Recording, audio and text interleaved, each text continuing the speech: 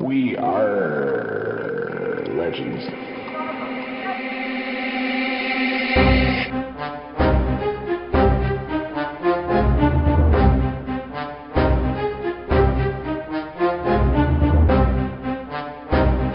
Welcome to We RRR Legends, the unofficial podcast for DC Legends Mobile. I am Slowbeast, and with me as always is Hate Mail. We have a lot to talk about today, so let's get right into it. Breaking news. Alright, so we need to talk about Robin. It seems that the rework went a little too good, and possibly even broke the game. Devs must not have liked the numbers that were flying around with him. You can see Hate's YouTube to get a sample of what those numbers were, because we got a special nerf that limited him, and Hate and I had a slightly different take on this. What was your take on this, Hate? I actually thought it was needed because I could do 80,000+ points of damage to mystics. I could do 60,000 damage to to physicals, and sometimes I could one-shot even energy characters or come close to it. And it didn't take much to do that. Yeah, so you don't think that was intended? No, I actually thought he was crazy OP when I first started using him. And the nerf they did actually just made, I mean, he's still extremely good. He's still one of my go-to physicals. So I think now he's just right. He's not overpowered, but he's not weak at all. He's still extremely powerful character. So we were going to talk about him in our in-depth analysis this week, but we decided we'll save him for next week because we have a pretty full episode ahead.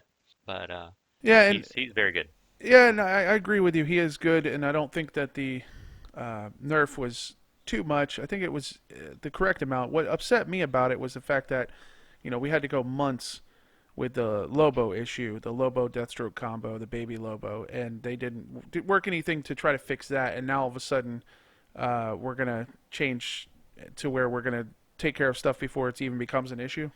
Well, if you listen to their podcast, they did want baby Lobo to be annoying, and they accomplished that goal.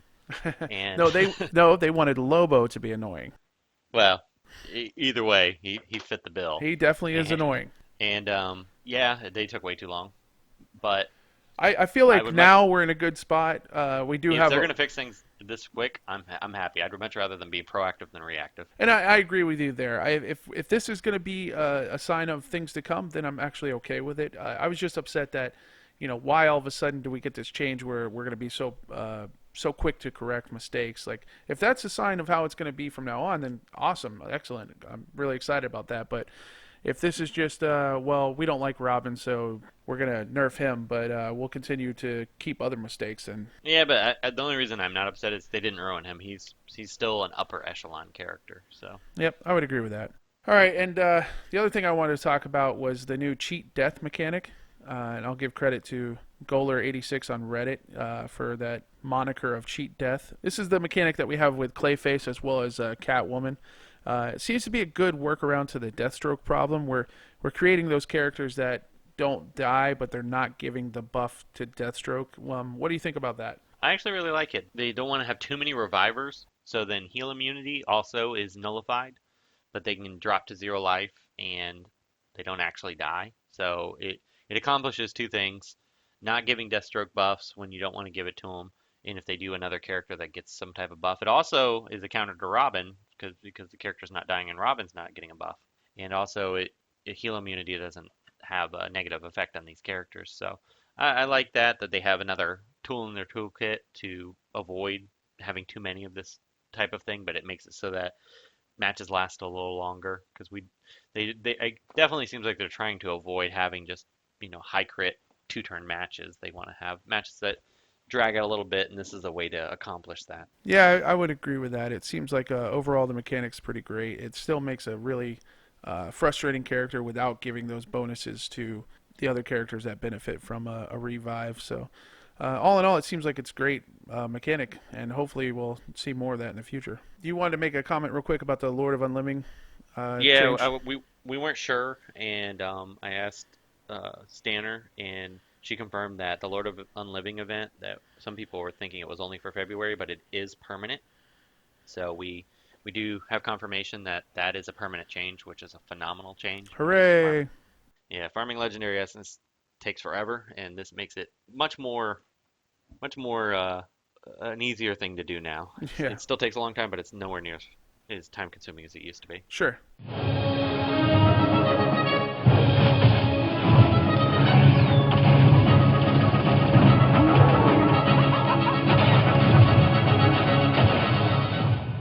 All right, and it's time once again for some in-depth character analysis with Hate. Who you got this week?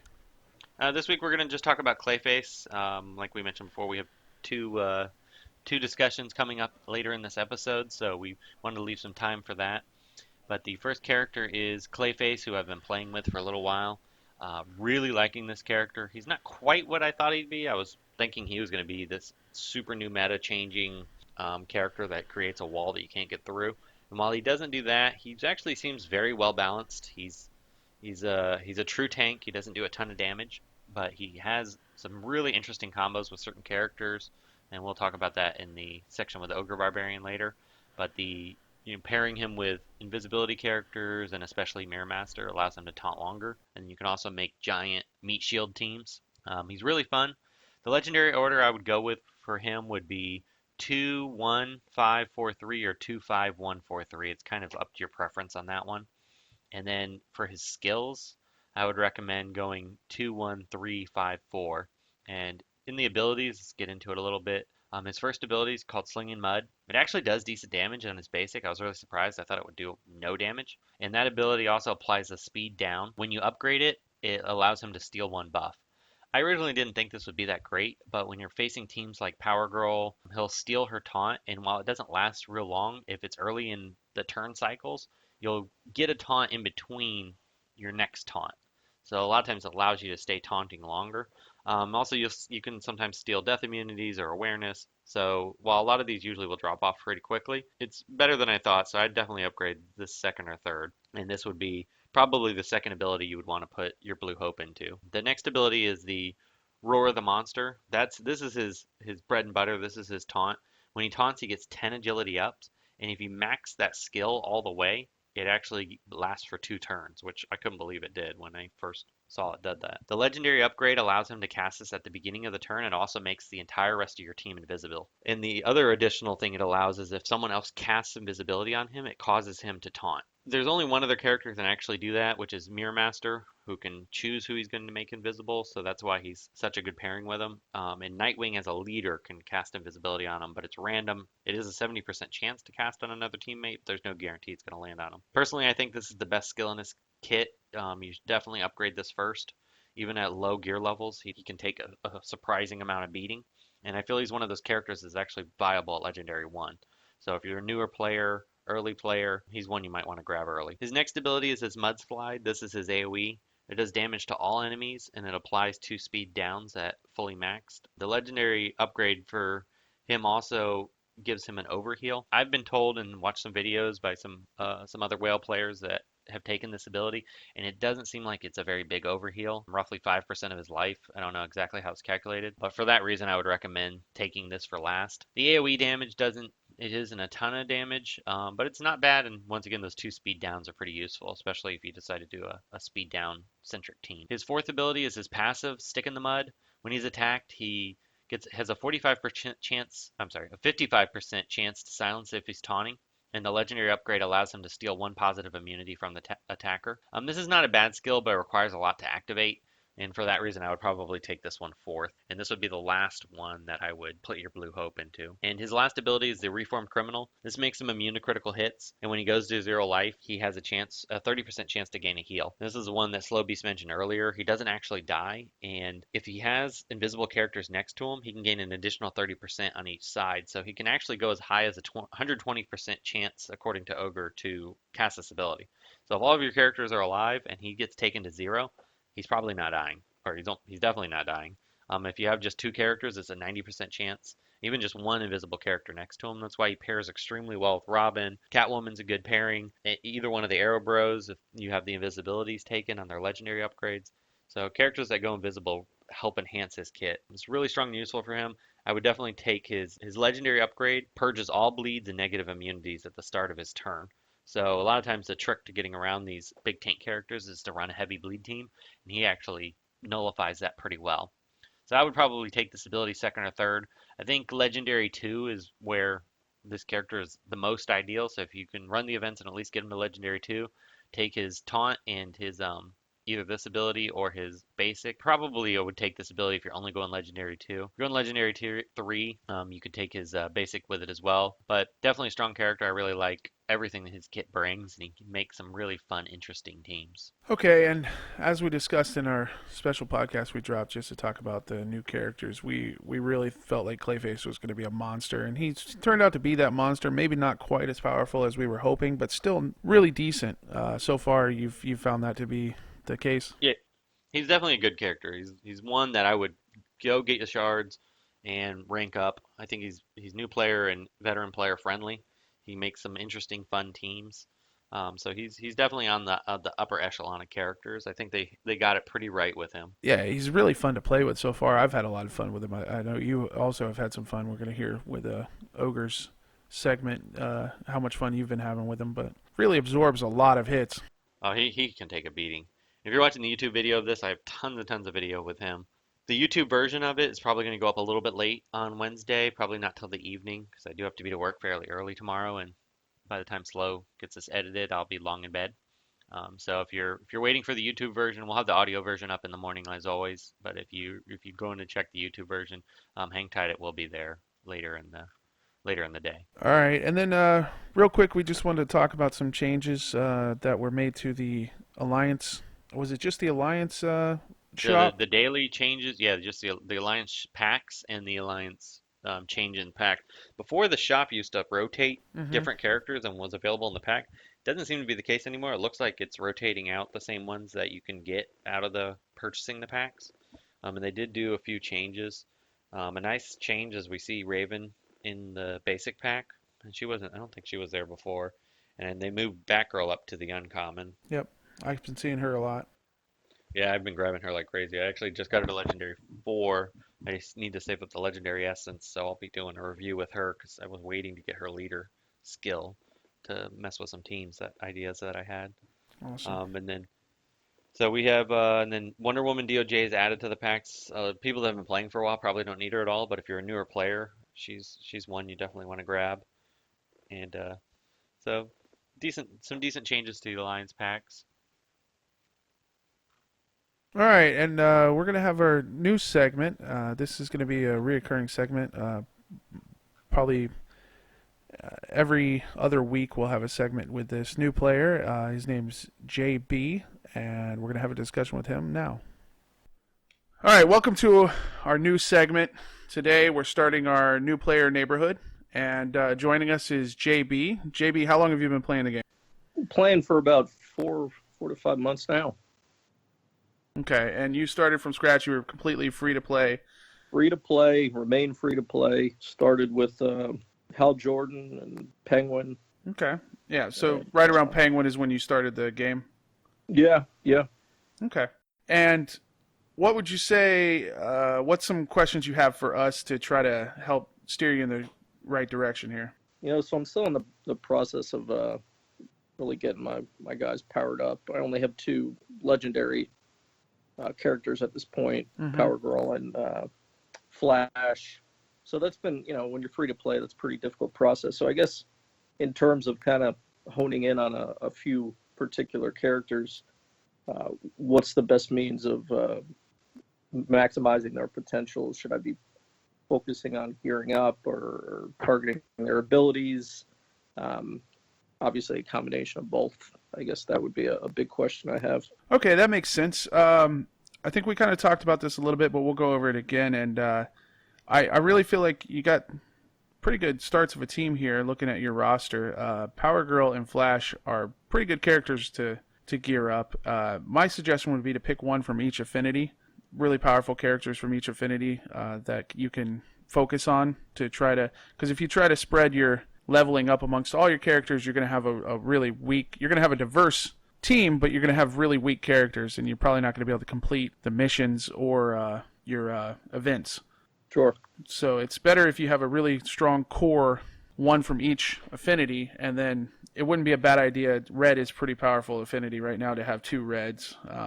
What's your thoughts on that, Hate? Well, what I would recommend is you want to have, like Slow Beast was saying, you want to have a core 4 that are going to be your main 4 characters that are going to get you through things. But also you got to be careful of that, because if you have 4 characters that are super strong, but then the rest of your roster is depleted, you're going to struggle in red alerts. And red alerts is where you're going to get a lot of your shards. How far are you able to make it in red alerts now? Are you able to complete it? For the most part, yeah, I can get through most of the red alerts. Okay. Because that will, if you have, like, let's say you have 4 level 60 characters at gear 10, your red alerts will most likely ramp up to that point. So you have to be a little bit careful with that, but it also is going to allow you to compete much higher in PvP and possibly get to top 5,000, top 1,500, and get the larger shard count for the newer characters that are featured. So it's kind of a balancing act with that. But like Flo was saying, you do want to kind of stick to, 1 or 2 strong characters from each affinity. I think the ideal point with red alerts and PvP and everything is when you can get to about 6 to 8 characters total that you can kind of swap in and out for different scenarios. And you're going to want to rotate between have a taunter or 2 in each group, and then have your kind of powerhouse character. And then I noticed, I was looking at your roster that you'd sent over, and it doesn't look like you have many bleed characters, which is something you definitely want eventually. But based on the roster you have now, I don't know if I would go way out of your way to target those when you've already made headway on some of these other characters. So the 2 that I could target at this point are Robin and Cheetah. Yeah. But both are great characters. Robin is going to have I think the PvP event just started this week. How high are you usually able to get in PvP? I'm finishing it for the most part. The PvP, how many trophies? I think the max I've ever gotten to is 1,500. Okay, so you have been getting up there decently high. Because Robin is, even though he took a little bit of a hit in the his recent nerf, he's still an extremely strong character. He goes invisible, and he's good in PvE, which is something that actually is going to be important to you. At one point, later, when you get really high geared characters, PvE becomes laughable, at least until they release new content. But for now, there's going to be PvE content that you may struggle with certain events or different things. And Robin's actually very good in PvE because he continues to ramp up as you kill enemies. So he's one I would definitely consider as a physical character to go after. I also see you have 4-star normal, hired gun Deadshot. And he's extremely good early on, and he's extremely good in PvE content, because you can have him as leader, and then you get that guaranteed critical damage. So he's actually one of the characters I would consider taking up based on the roster you have now, because you don't have a lot of higher physical characters. Mm-hmm. What is the benefit of putting a character in the lead role? So some characters have a ability that gives them a bonus when they're in the lead role. It gives a bonus to the entire team. For instance, Hal Jordan gives a shield when you need to get another star on him, because you only have him 4-star currently. But once you unlock his leadership ability, when he's in the leadership role, he gives a shield to the entire team, and then eventually will give anti-crit buff. And what's the other buff he gives? Hate? He can do enrage immunity and stun immunity. So he's got that's a legendary upgrade, but he gives stun immunity just as his regular leadership. Okay, so once you get him to 5-star, he would give a stun immunity. Just for being leader, your whole team will start off with that. Robin has when you get him to 5-star, he'll have a leadership ability. Unfortunately, when they're not 5-star, they don't get the benefit of that leadership ability yet. But when you get there, you're going to want to try to put those players that have the characters that have a leadership bonus, you're going to want to put them into leadership roles. Okay. Hired gun Deadshot actually has a leadership. He's got one of the better leaderships. I actually use him a lot in red alerts and in PvP and PvE content. Zatanna has one too, doesn't she? Zatanna has one. It's not as good. But he does have her 5-star, so he could be using her. And if you're using her on your team, you need to put her as leader right now, because I think she's the only one that's going to give you a leadership bonus. Yeah, she's actually a character you probably want to consider taking up. I see you do have 4-star for Wonder Woman, Princess of Themyscira. Yep. She's extremely strong, but I don't know if there's a whole. Well, you can farm her in regular missions. So she's one I would seriously consider. She's one that in the top echelons of PvP, everyone still uses. Yeah, I've been working on her. She's fantastic, and her leadership allows her to use her big Fury of Zeus power twice if nobody on your team has a debuff. So she's really good. How long has it? If you're pay to play and not free to play. Obviously, it's going to take much longer to power these guys up to legendary status. But at least for you, Slow Beast, how long would you say on average it's taken for you to get a player up to legendary from the time you started working on them? In the beginning, it does take a lot longer because you have to finish the missions and then finish all the missions and all the heroic missions. Then once you have all the heroic missions unlocked, that's where you can get a lot of shards for a lot of players, and you want to be hitting those every time you have the extra energy. You want to try to hit those and collect shards. And then you've already seen you've got Power Girl legendary, Penguin you've got almost legendary. So as you're getting Clayface, you're going to probably end up with him legendary after this month. So as you start to build out the roster like that, it becomes easier and easier to get those shards. But it's like a snowball effect. In the beginning, it's a lot slower, but once you as Hate was telling you, as you get to the six to eight players that you're built up the power on, and they can actually pull their weight, you're going to see a big shift, and you're going to be able to get a lot more shards and legendary essence, and you're going to be able to advance a lot quicker than that. Yeah, and I would recommend, if you haven't already caught on to this, is don't spend your gems on shards for characters. Spend your gems on upgrading gear and upgrading superpowers. Superpowers are the most expensive, and you can kind of pick and choose certain characters. Some superpowers, it's a big deal to upgrade them, and some superpowers, it's really not that critical. What do they give you? 6,000 gems a month? No, 4. A little more than that. I think it's 6,500. 6,500 gems every month that they give you for free, just for logging in every day.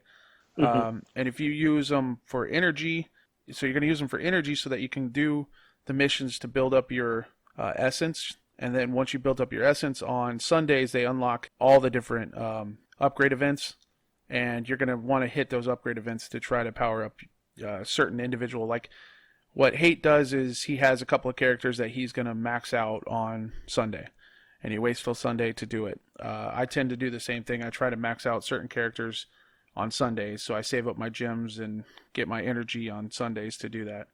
So that seems to be the best way to handle that. Yeah, you definitely want to do the events every day so you can get them free, so you don't have to spend gems to unlock them. But the gear is the most important. Taking a character from gear 1 to gear 11, but I mean gear 7, 8, 9, 10, they're big increases each time. So that's where the most critical upgrade is. And so if you're going to spend resources, spend it on that, and never ever ever buy gear from the shop.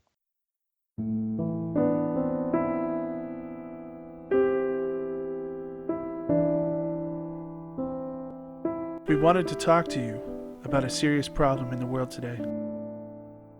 Our podcasters can't afford gems, but you can help. If you donate just $1 a month, you can continue to fuel this addiction. And lend support to their morbid obesity. Patreon.com/WeRRRLegends.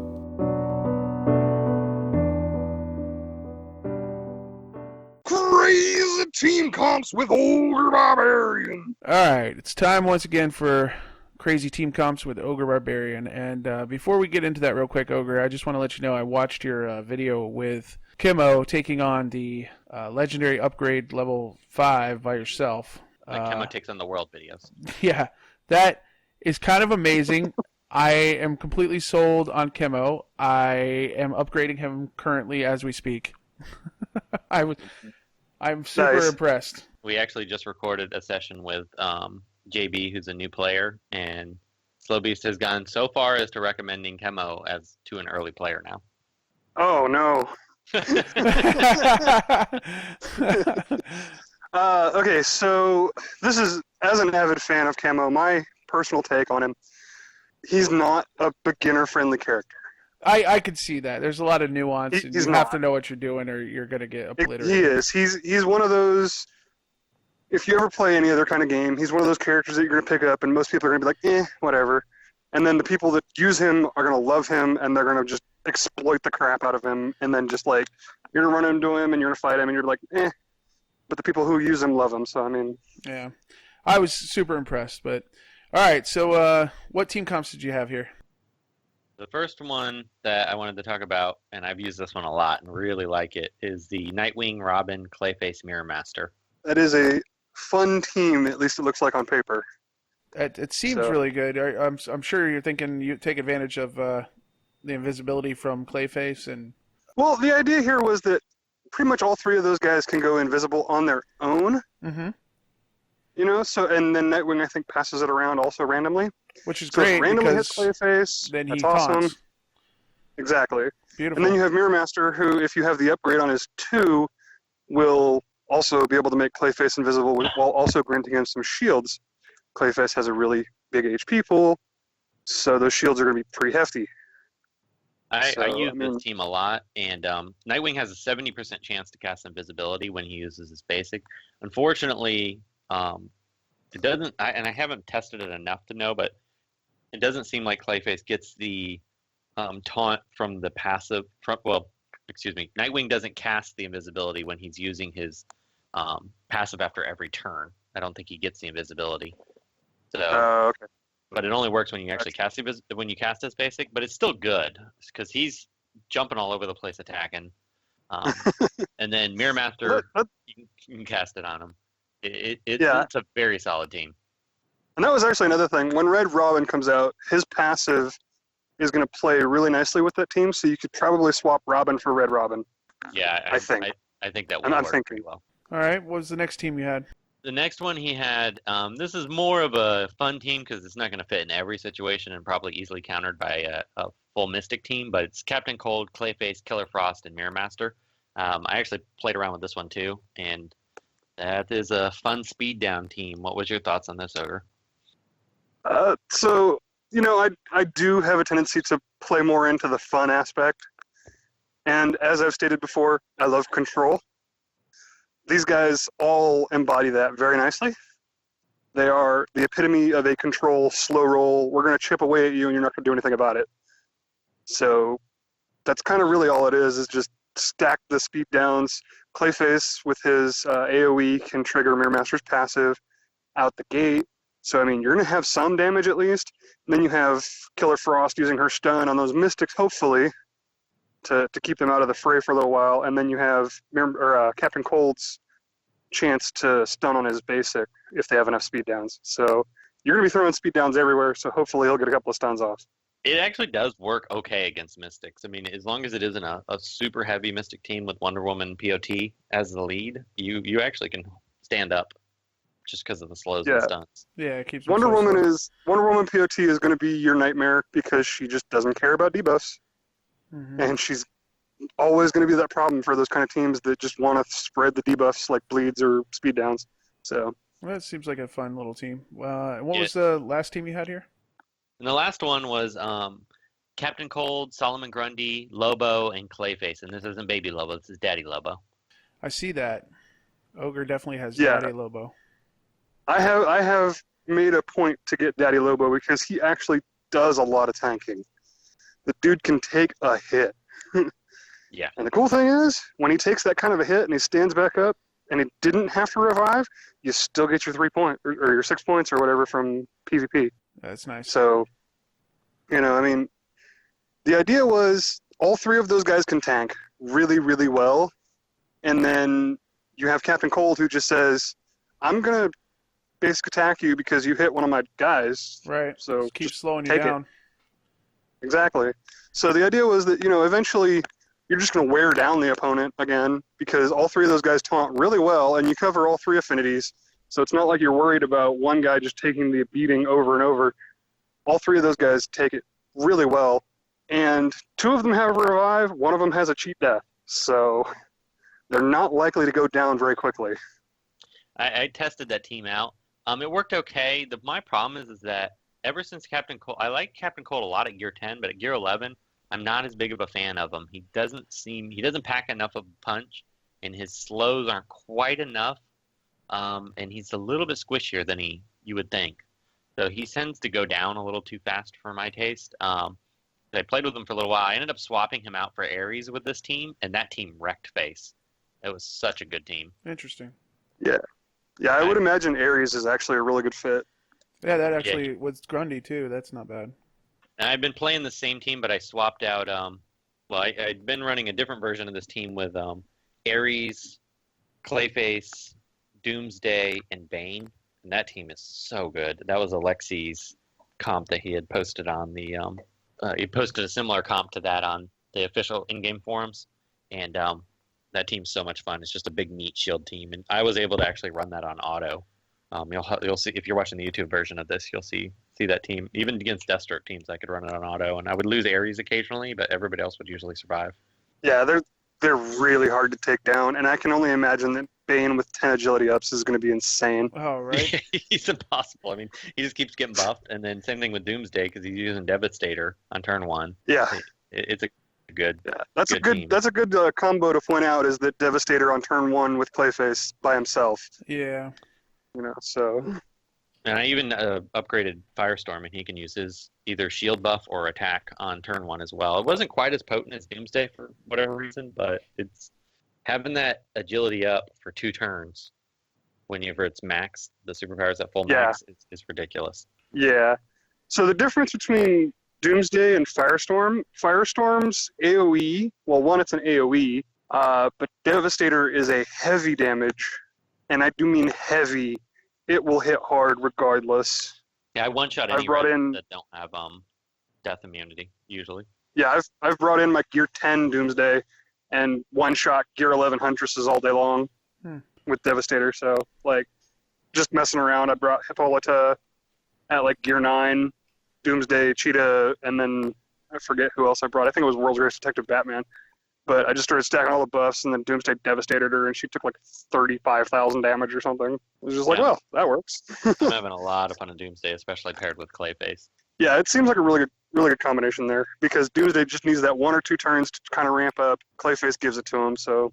All right, and next question we had for you that we wanted to talk to you about was your visit to Warner Brothers Studios tomorrow. The I guess the offshoot that creates DC 7th, Legends. Yeah, I am on my way tomorrow morning to San Francisco to hang out with the WB Games studio devs and everybody else. So I'm real excited.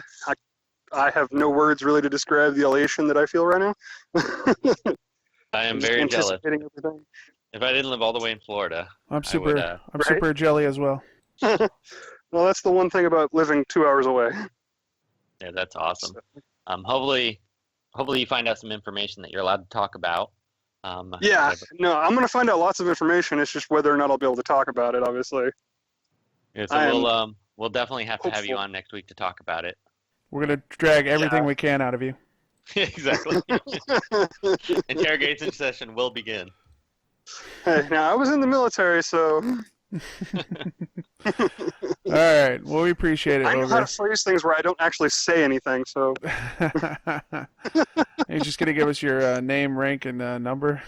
Yeah. something like that, yeah. All right. Well, we appreciate your time once again, Ogre. Thanks, man. We'll be looking Thanks, forward guys. to hearing from you. Yeah, have a good one. All right, you too. Have a good one. Do you like the show? Consider becoming a patron and get a special show each month, our special Q&A episode. It's only $1 to have access to this. Check it out at patreon.com, WeRRRLegends. Thanks for listening. You're not going to say anything? We are legends.